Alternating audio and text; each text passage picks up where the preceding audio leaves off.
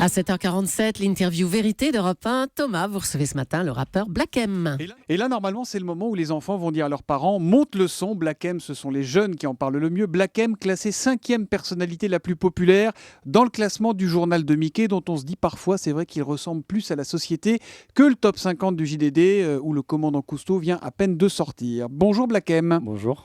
Être au top dans le journal de Mickey, pour un rappeur, on se dit qu'il y a un truc qui cloche, non ? Journal de Mickey, rappeur... Oui et non, après ça dépend quelle image le rappeur il veut véhiculer. Moi personnellement ça me dérange pas du tout, c'est une fierté pour moi. Ma musique elle est pour tout le monde. Et en même temps, vous êtes devant Omar Sy, Stromae, devant David Guetta, devant Zlatan Ibrahimovic. Devant Zlatan.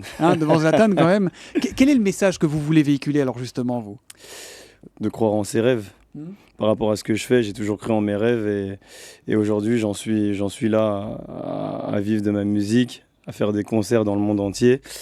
Voilà, mon message, il est simple. Alors j'ai fait une petite recherche sur vous, je ne vous connaissais pas bien, je suis honnête. D'accord. Vous avez 3 400 000 personnes qui vous suivent sur Facebook, plus de 620 000 sur Twitter.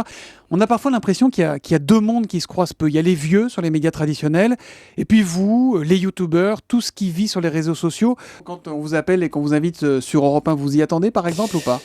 C'est vrai que c'est pas forcément la place d'un rappeur, pas forcément, mais aujourd'hui avec la musique large que je propose, ça devient normal. Bon alors Black M, un de vos tubes, c'est ça. Yeah. Hello. You. Ce son est une dédicace à Madame Pavoshko. Vous vous souvenez? Monsieur Diallo. Aïe Madame Pavoshko, non, je suis pas en prison à l'hosto. Non, je fais des hits Madame Pavoshko. Et vos gosses me kiffent Madame Pavoshko. Oui. Alors Black M, c'est qui Madame Pavoshko ? C'est un nom que j'ai inventé. C'est une référence à toutes les conseillères d'orientation que j'ai pu avoir dans ma scolarité. Et c'est un petit message marrant que je leur adresse pour leur dire que vous qui pensez que j'allais finir en prison ou à l'hôpital, et voilà, je vous adresse un morceau pour vous dire que j'ai réussi. Pourquoi on pensait ça de vous à l'époque ? Parce que disons qu'à l'école, j'étais un élément perturbateur, on va dire. Je bossais pas beaucoup à l'école. Mais ça va au-delà du sourire et du clin d'œil, cette chanson, Madame Pavoshko. Ouais, un peu au-delà, c'est un peu une petite revanche, mais sans trop non plus se prendre au sérieux. Aujourd'hui, mercredi, y a des jeunes qui vont défiler parce qu'ils ont peur de la loi El Khomri, mais aussi et peut-être surtout parce qu'ils ont peur tout court, ils ont peur de leur avenir. Qu'est-ce que vous leur dites à ces jeunes ?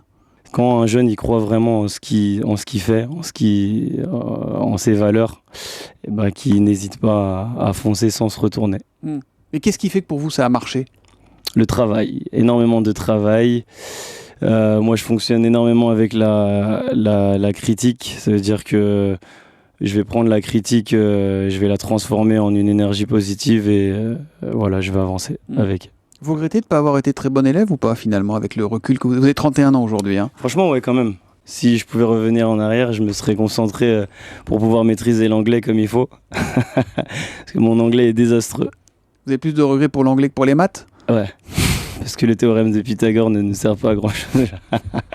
Vous êtes citoyen, Black M. Quel regard vous portez sur la politique aujourd'hui, sur notre société de manière générale ?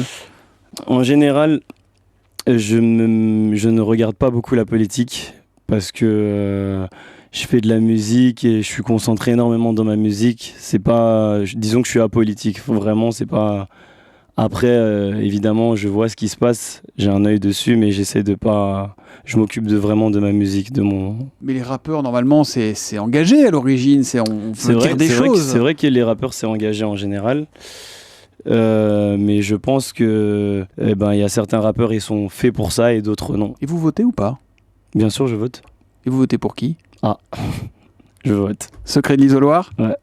On a une question des vieux chanteurs là, qui nous écoutent et qui galèrent pour vous. Comment faites-vous, Black M, pour vendre des disques 700 000 pour les yeux plus gros que le monde ? On nous dit que l'industrie du disque est en crise et vous, boum, vous arrivez 700 000. Moi-même, c'est quelque chose que je trouve extraordinaire, que je n'arrive pas très bien à comprendre. Mais si je me concentre sur comment j'ai vendu mes 700 000 albums, on va dire que c'est beaucoup de travail. Des nuits et des nuits de réflexion, beaucoup de studios et je pense un minimum de talent quand même. Voilà. Et du coup, en avoir vendu 700 000 du premier, ça stresse pour le second, éternel insatisfait ? Je stresse, mais beaucoup moins que pour le premier, parce que on va dire que je suis installé. C'est la bourgeoisie du rap, quoi. Ça y est, vous êtes là, vous êtes dans la place. Ouais, je suis dans la place, on peut dire ça comme ça. Bon, il sortira quand cet album? Il va sortir en fin d'année normalement. Décembre, novembre, on est en train de choisir une date, on va voir. Et pourquoi ce nom d'album Éternel Insatisfait? Moi, je m'inquiète un peu pour vous, là. Lui, Éternel il a tout pour lui, Insatisfait. il réussit, il vend 700 000 le premier, il est pas content. Ouais, c'est plus en général, je parle de l'humain. L'humain est un éternel insatisfait. Il en veut toujours plus. Et je me prends en exemple, j'ai tout aujourd'hui avec ma musique. Bah non, j'ai besoin d'un deuxième album pour confirmer que je suis là. Vous venez d'une pépinière à star du rap qui s'appelle Section d'Assaut, Black Ouais. M, d'où est sorti notamment Maître Gims. Mhm. Il y a une chance de vous revoir chanter ensemble? Bien sûr. Et je pense qu'on a tous envie de refaire un album. Vous êtes 8, On a déjà il faut donné, réunir on tout a le monde. déjà donné le titre de cet album qui va s'appeler normalement Le Retour des Rois. Et on est en train de voir par rapport au planning. Ce n'est qu'une question de planning. Si on vous le proposait, est-ce que vous pourriez chanter au Bataclan? Après tout ce qui s'est passé, on sait que la salle va rouvrir à la fin de l'année, ce qui correspondra à la date de sortie de votre prochain album. Bien sûr, bien sûr. Avec Pourquoi plaisir même. Avec plaisir, le Bataclan, c'est une salle dans laquelle j'ai déjà chanté plusieurs fois. Le jour où justement il y a eu cette tragédie, on aurait pu y être nous-mêmes. Et donc voilà, hein, c'est pourquoi pas, avec grand plaisir.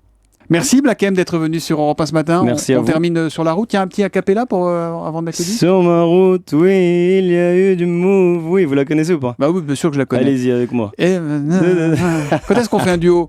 Quand vous voulez. Chiche? Je suis chiche. Allez. Checker comme ça. On viendra le chanter ici sur Europe 1.